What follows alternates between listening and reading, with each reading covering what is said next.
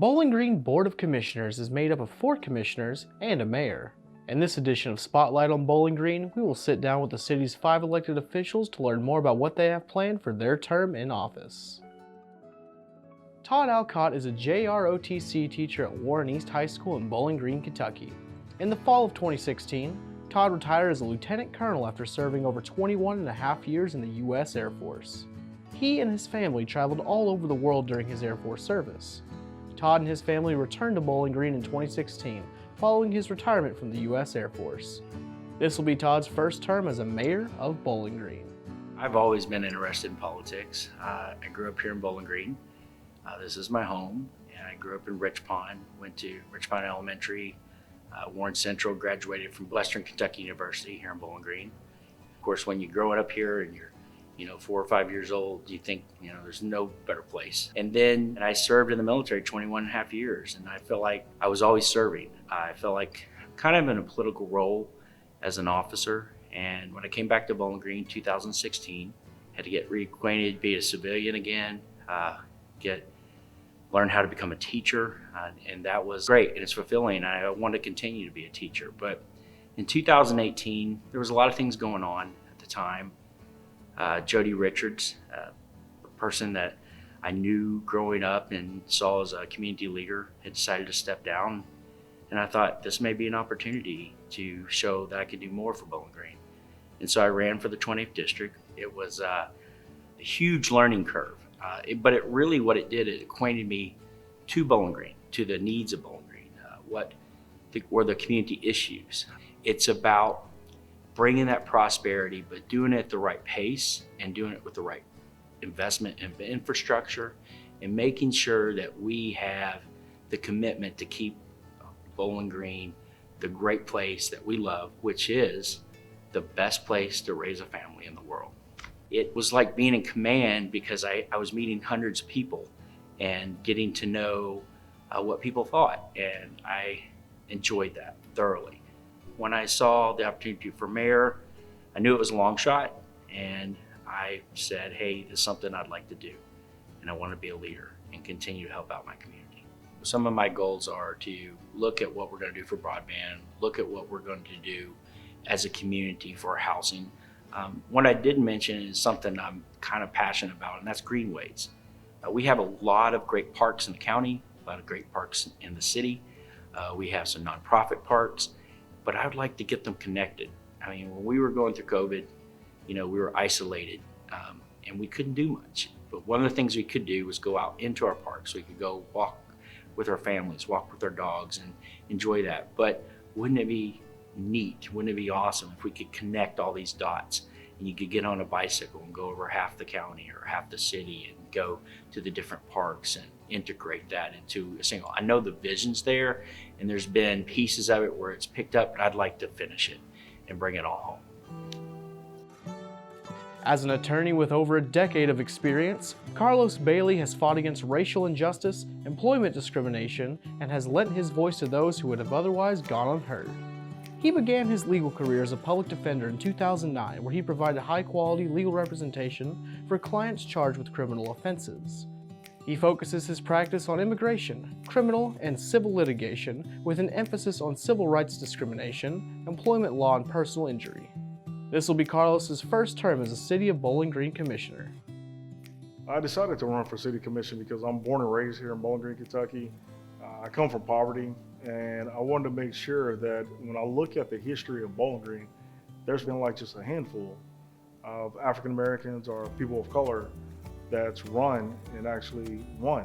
I just want to make sure that everyone has a seat at the table. Right now, I believe that we saw a pandemic still continues to this day, and we know that there's so many kids that are being left behind. So those are some of the reasons, trying to have jobs for the future. We got to think about the future. We can't think about just today.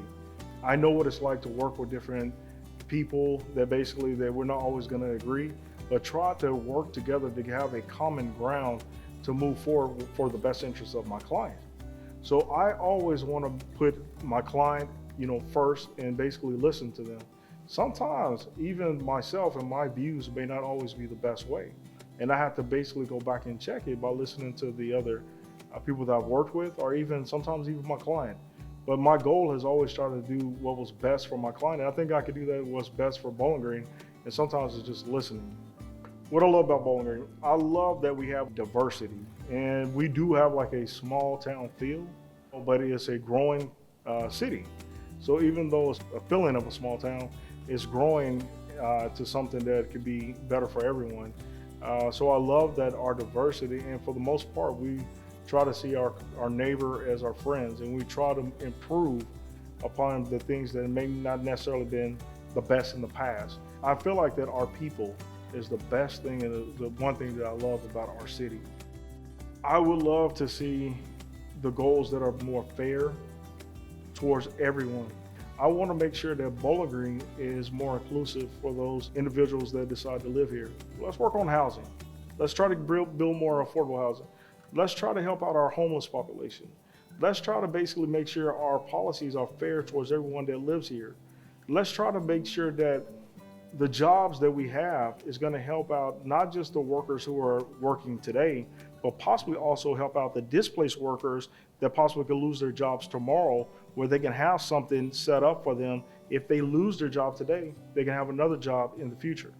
And one thing that we could do, we could build a portal, an open portal that basically one manufacturer can talk to the other manufacturer. So if you lost your job today on Friday, you could possibly be working at the other manufacturer if it's equally skilled for what they're looking for as a laborer within the next week. So it'd be easy transition. Those are things that have been practiced in other cities, and I think that we could bring that here in Bowling Green. And let's make our workforce be more reflective of our community. Let's make it more diverse. Melinda Hill brings more than 30 years experience designing and implementing programs for Fortune 500 companies, a major local bank, and governmental agencies.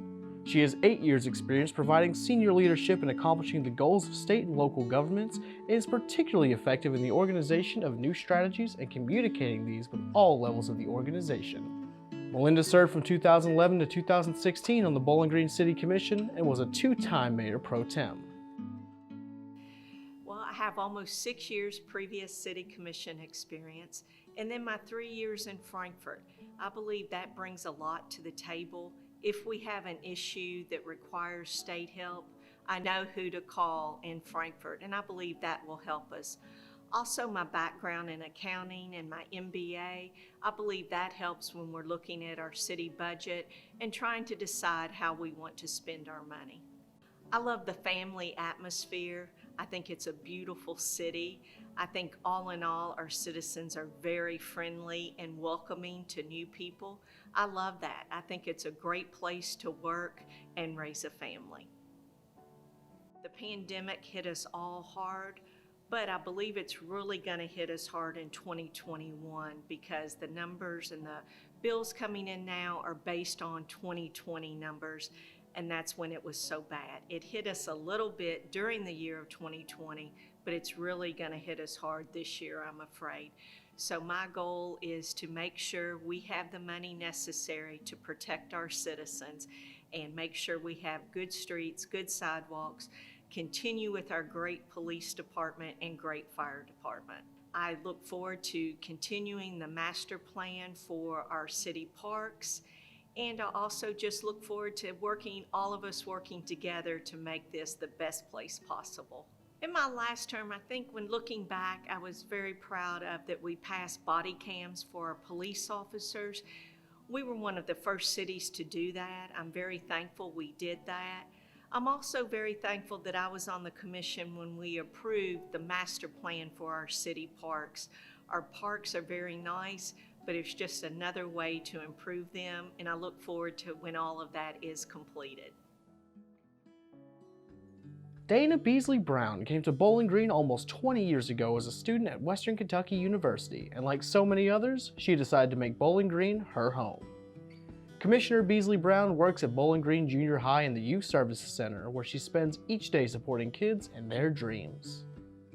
It has been such an honor serving Bowling Green in my role as City Commissioner. I am constantly inspired by the generosity, innovative thinking, and passion for service I see all across our city.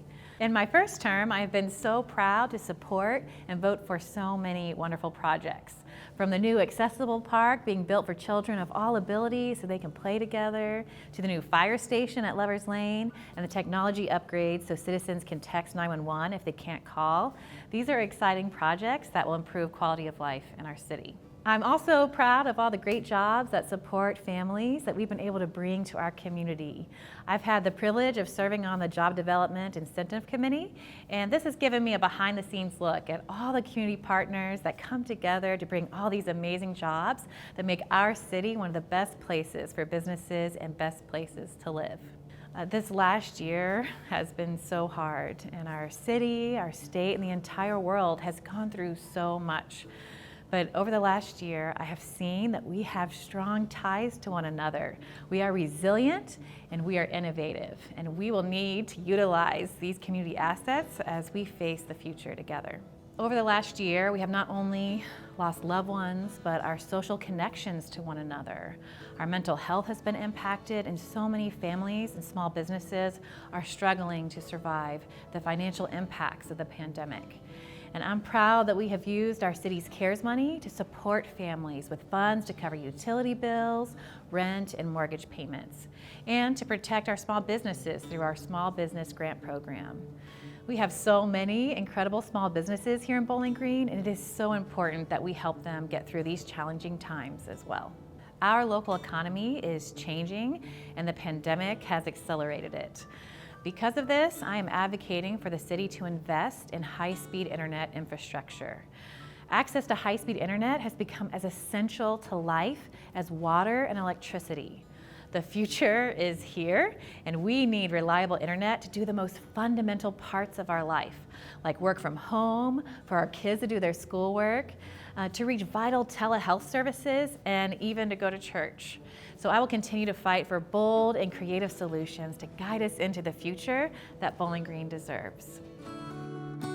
Following her graduation from Western Kentucky University in 1982, Sue Peren decided to make Bowling Green her home. She works as the program manager for career and workforce development at WKU. Commissioner Peren was elected in November 2014 and is serving her 4th term in office. Having been a city commissioner for the past 3 terms, I feel I'm bringing a lot of history and experience to the city commission.